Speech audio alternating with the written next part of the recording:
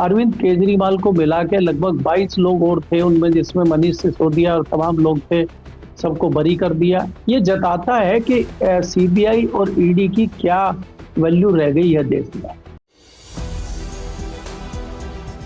नमस्कार दोस्तों, कैसे हैं आप लोग। उम्मीद है आप सभी अच्छे होंगे।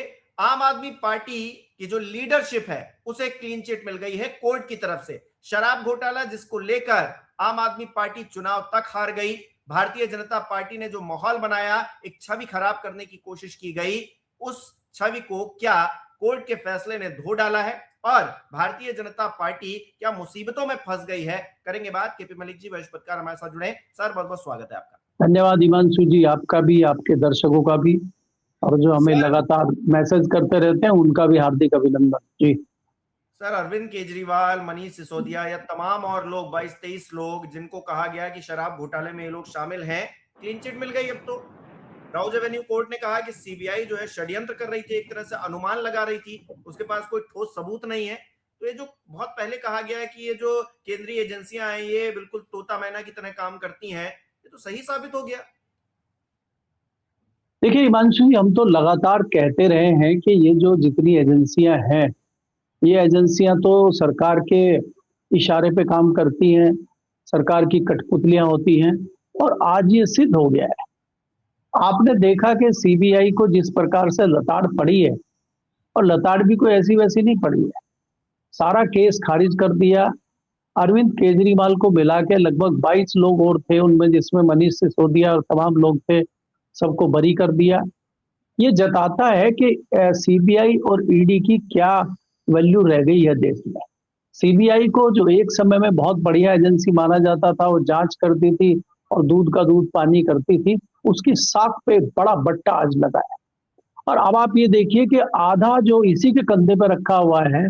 ईडी बार बार ये कहती है कि जी सीबीआई ने भी केस किया हुआ, सीबीआई ने भी केस किया है, वो ईडी का भी केस चल रहा है।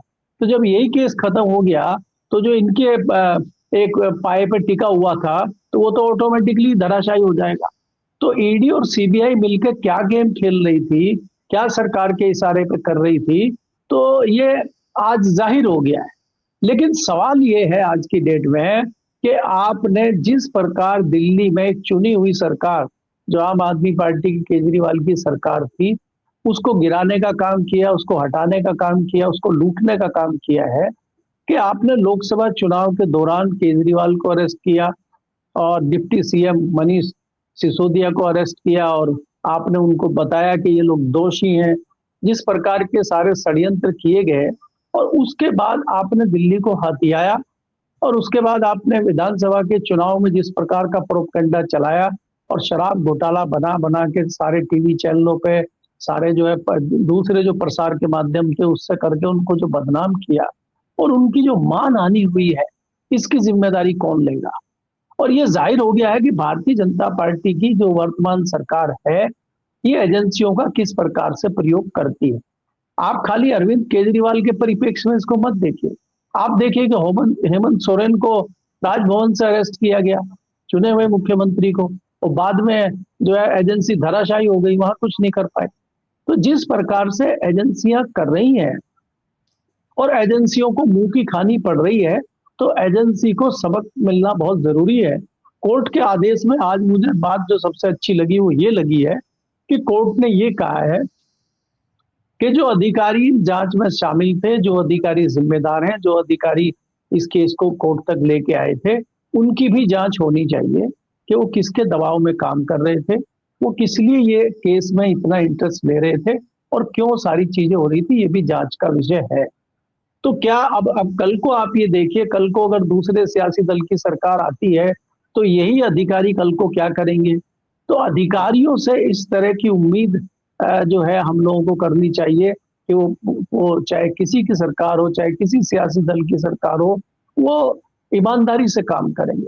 लेकिन ऐसे एजेंसी हो चाहे दूसरे विभाग हो, ऐसा लगता है जैसे ईमानदारी नैतिकता तो समाप्त हो चुकी है, और सरकार की कठपुतली के तौर पर अधिकारी काम कर रहे हैं। आज बड़ा दुर्भाग्यपूर्ण दिन है सीबीआई के लिए, और केजरीवाल की जीत हुई है, सत्यता की जीत हुई है, यह बहुत अच्छा फैसला है। हम इसका स्वागत करते हैं और हम कोशिश करते हैं। हालांकि चर्चा ये भी है हिमांशु जी, अगर आप देखेंगे दिल्ली में, कि जिस प्रकार से भारतीय जनता पार्टी के कुछ नेता, कुछ लोग केजरीवाल पे इस बात का दबाव बना रहे थे कि आप इंडिया गठबंधन से अलग हो जाइए तो हम आपको एक राहत दे देंगे, तो वो इंडिया गठबंधन से आजकल अलग ही हैं, तो शायद उसका भी उनको फायदा मिला है क्या? इस तरह की चर्चा भी है, लेकिन इन चर्चाओं के कोई आधार नहीं है, ये खाली चर्चाएं हैं। अब इसमें कितनी सत्यता है कि नहीं है, इसके बारे में तो हम लोगों को जानकारी नहीं है, लेकिन चर्चा ये भी है, इसलिए मैंने इसका जिक्र यहाँ किया है। जी।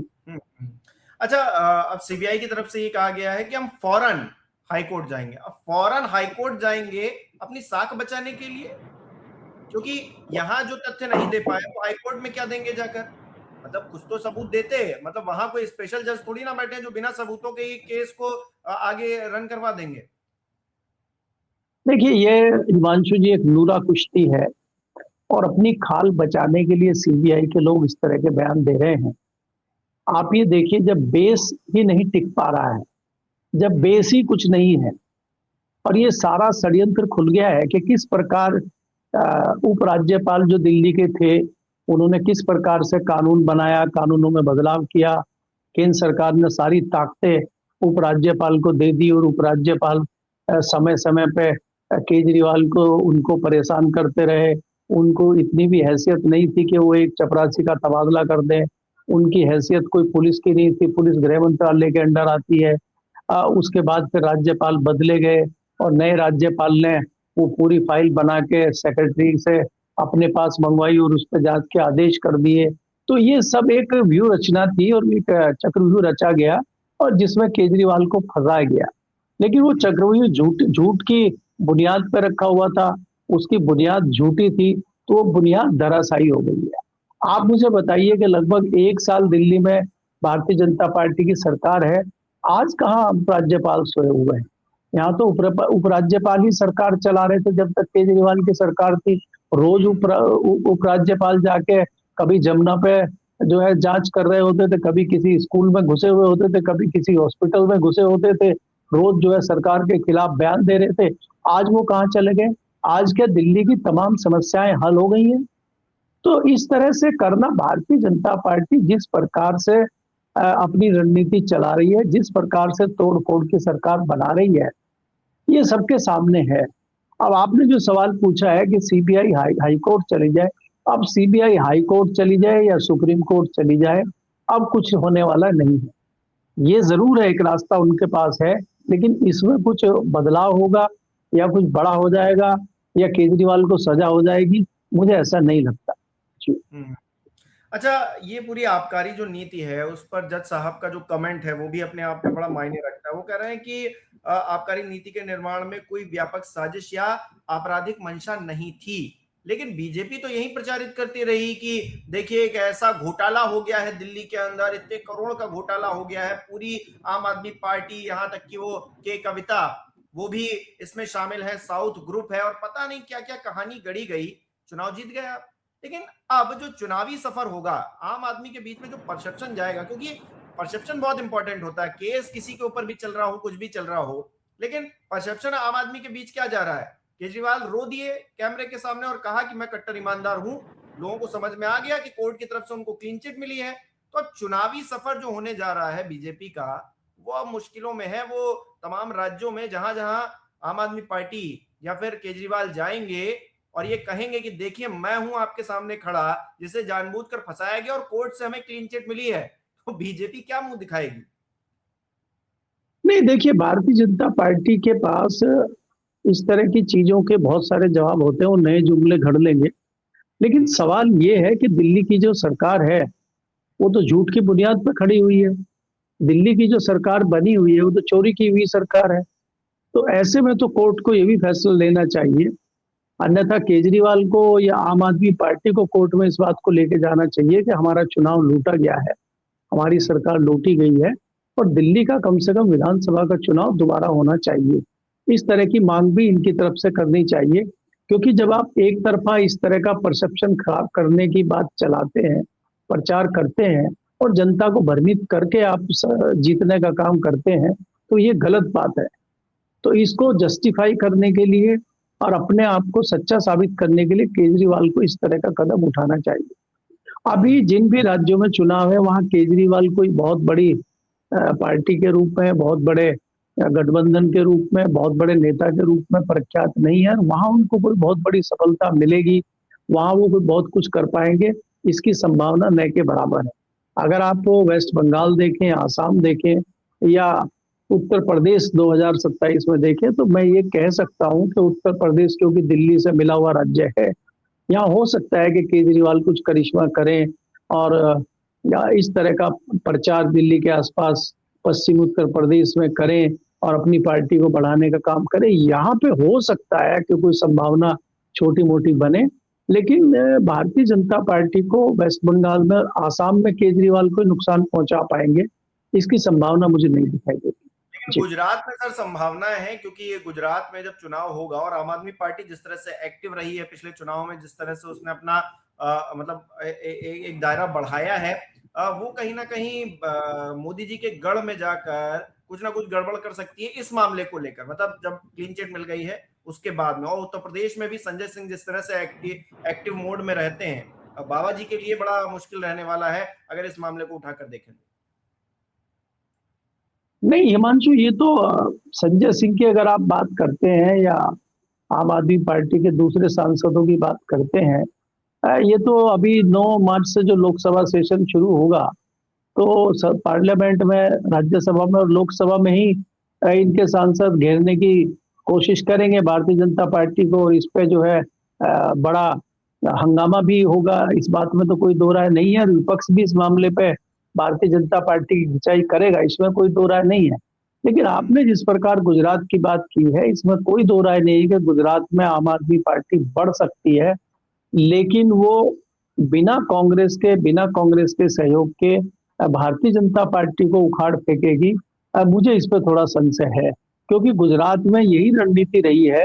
जिस प्रकार से आपने हरियाणा में देखा कि हरियाणा में कांग्रेस के साथ मिलकर नहीं लड़े अरविंद केजरीवाल, अलग अलग लड़े, तो उससे कांग्रेस की सरकार बनते बनते रह गई। और यही सेम समीकरण गुजरात में भी काम करता है कि गुजरात में जब भी सरकार कांग्रेस की बनने के नजदीक पहुंचती है या कांग्रेस कुछ लगता है मजबूत हो रही है, तो केजरीवाल वहां समीकरण खराब कर देते हैं। तो इससे कई बार इस प्रकार के सवाल भी कुछ लोग उठाते रहे हैं विपक्षी दल के, कि कहीं न कहीं केजरीवाल जो है भारतीय जनता पार्टी के टूल के रूप में काम कर रहे हैं।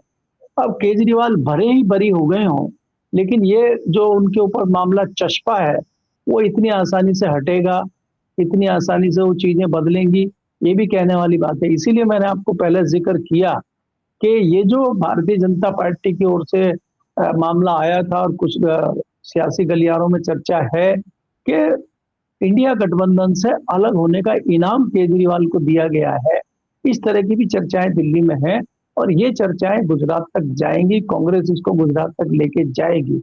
तो उससे क्या चुनावी नफा नुकसान होगा, ये भी हमें गुजरात के चुनाव में देखना होगा।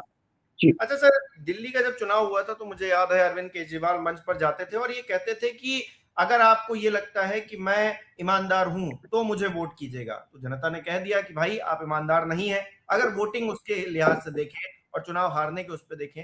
तो अब जब क्लीन चिट मिल गई है तो जो लोगों के अंदर या फिर जो एक प्रोपोगेंडा बनाया गया था वो धराशायी हो गया है। लोग क्या अब सिंपैथी वो गेन कर पाएगी आम आदमी पार्टी, जो पहले थी कि हम आए हैं, हम देखिए आपको ये कर देंगे, आपके विकास के मतलब तमाम पैरामीटर्स पर जो है हम खरे उतर रहे हैं, हमने ये कर दिया वो कर दिया। तो उन चीजों से हटकर जब आरोप लगे भ्रष्टाचार के, तो अब वो भ्रष्टाचार के आरोप हटेंगे और फिर से उसी लाइन पर क्या आम आदमी पार्टी आ पाएगी या फिर अभी उसमें समय लगेगा, क्योंकि आरोप बहुत गंभीर थे और जो मामला बहुत लंबा चला था इसलिए?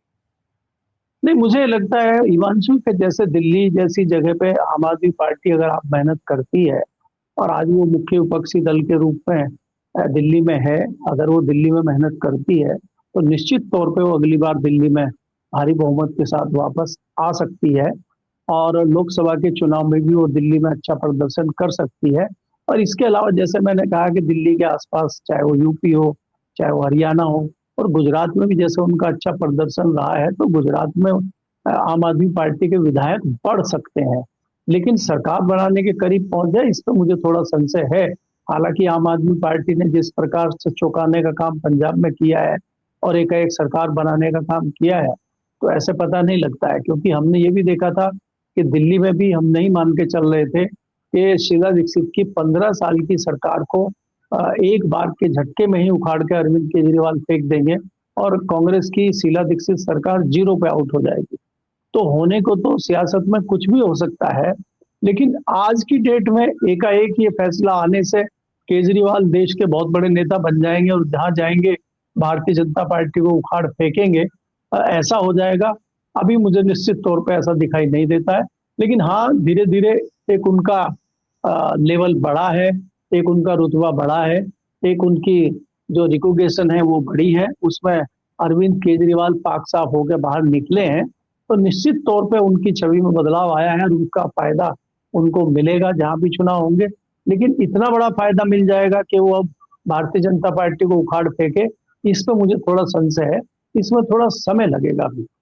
बिल्कुल, रिवाइवल तो शुरू हो गया है, अब देखिए क्या होता है। बहुत बहुत शुक्रिया सर हमारे साथ जुड़ने के लिए, तमाम बातचीत के लिए। हमारे दर्शक किस तरह से देख रहे हैं अरविंद केजरीवाल को जब बरी किया गया है, जो आरोप तमाम उनके ऊपर गढ़े गए उनसे कोर्ट की तरफ से, और उसके बाद वो कैमरे के सामने आए, उन्होंने कहा कि वो कट्टर ईमानदार हैं, और जब उनकी ईमानदारी पर शक किया गया, प्रश्न चिन्ह लगाया गया, तो उनके आंसू भी छलक गए। तो ऐसे में आप किस तरह से देख रहे हैं कमेंट करके जरूर बताइएगा। इस वीडियो को लाइक करना, शेयर करना मत भूलिएगा। हमारे चैनल को सब्सक्राइब नहीं किया तो वो भी जरूर कीजिएगा। आप हमें सहयोग भी कर सकते हैं ज्वाइन बटन पर क्लिक करके। बहुत बहुत धन्यवाद।